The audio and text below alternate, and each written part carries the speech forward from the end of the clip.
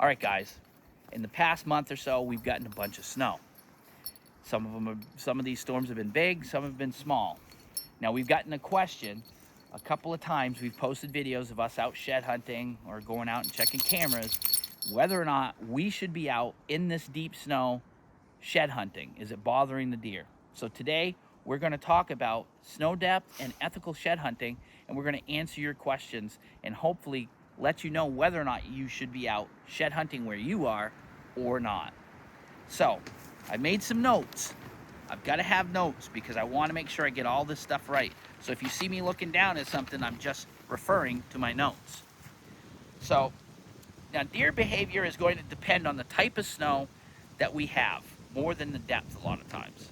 Depth is important, but the type of snow is really the key. So this year, it's been really cold most of the season, and we've got a lot of powder snow. It's easy for the deer to move through.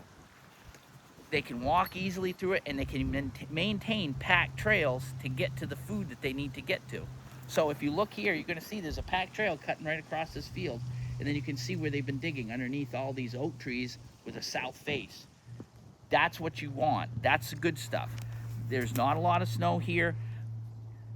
In general, there's probably 20 inches of snow here in this area, but it's been packed. So as you can see, we're walking around. We've got very little snow here because the deer have been digging it up and packing it down. These are the areas we've been shed hunting in. Areas that the deer are coming and going from, packing the snow down, and they're not bedding. If they're not bedding right where they're feeding like this, you're in good shape. You can get away with that. But what happens if we get snow that's real heavy and wet, or we've got snow with a crust, or we've got, just like we normally get in New Hampshire, a layer of ice every place? What happens then? That's where things change. So when you get the heavy snow like that, and it's got the crust, or it's real deep and heavy, over 28 inches, they're going to start going to yarding areas. But before we get into yarding areas, I want to explain that yarding areas and wintering areas are two different things. What you see, what we're in here, would be considered a wintering area. It's got south face, it's got a mass crop, we've got the type of snow cover that they can get back and forth in and pack it down. This is a traditional wintering yard, or wintering area, excuse me. This is where they're feeding. They're not bedding here. They're bedding up a little bit higher on the hills, up on those south faces, but where there's a little bit of softwood and there's some benches and stuff, that's where they're bedding during the day. We stay right out of there. We do not go near those bedding areas until March or so, when it starts melting down and the deer start to get more mobile. They're pretty mobile anyways because of the type of snow we have. Now, if we have 28 inches of snow and it's deep and it's heavy and they can't move in it well, or it's got a wicked hard crust on it and it's just crunching through and they can't move, that's when they get into yarding areas. Now, in the past couple of years, the deer have not been yarding. We just have not had the type of snow that we used to get. But if it gets to that 28 inches in those conditions, they go into a yarding area, and the yarding area is going to be up to 25 acres or so of a small area that you'll have hemlock or cedar or some other type of softwood that's giving them thermal barriers in there. And what happens is the heat of the day, as little as it is going to retain itself underneath those hemlocks at night. That helps the snow pack. It stays warmer in there. One, it helps the deer survive. They have a little bit more thermal barrier, but it also gives the snow that packing motion where it packs down. They don't have the snow load underneath those trees that they would have out in the open hardwoods, so they can move around. Underneath those hemlocks, there's going to be young hemlocks, and they're going to be eating the fronds of those hemlocks and the bark.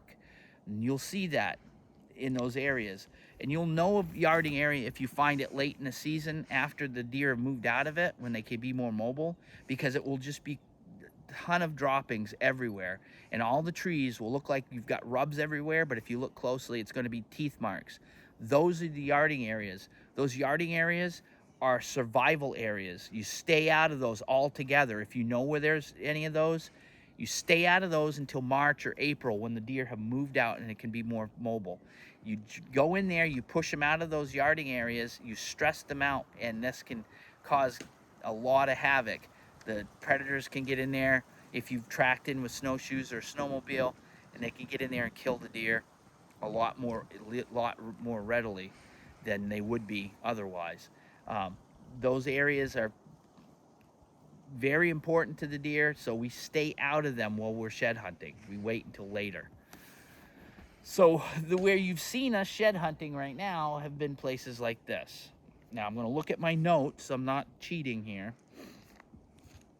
Another way that they can get into these yarding areas quicker is if you can get 16 or 20 inches of snow, but if it's really icy and hard and they can't go and walk in it very well, they're going to get into an area and pack it down like in one of those yarding areas.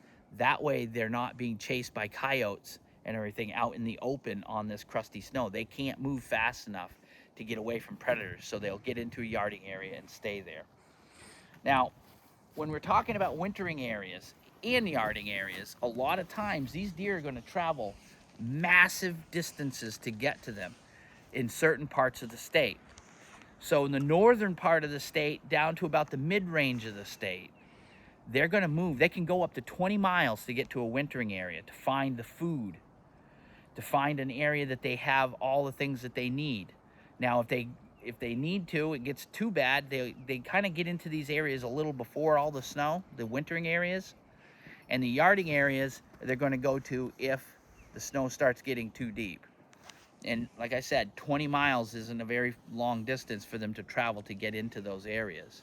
This is why when you find one of these wintering yards like what we have here, we'll end up finding sheds from deer that we have no idea who he is. We've run cameras in a place like this all year, and strange deer show up because they're coming from a long distance to feed in these areas. So most of the wintering and yarding areas are going to be below 2,000 feet in elevation. Once you get above 2,000 feet, the winters generally are just a little too severe around here, and the snow depths are a little bit high enough to drop them off the mountains. And we've seen this year after year in places I've had deer all year above 2,000 feet, big bucks, does, everything. And once that snow gets about up to 20 inches in depth, they come right off those mountains. They head down and they go into their wintering or their yarding areas, depending on the snow.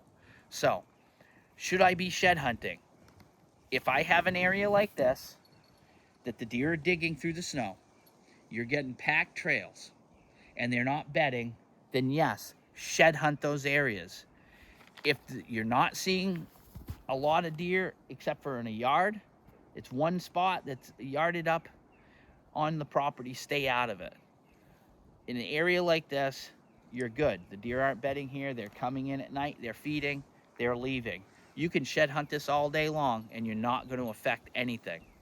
So keep that in mind, and I hope this has been somewhat educational. We'll talk to you on the next one.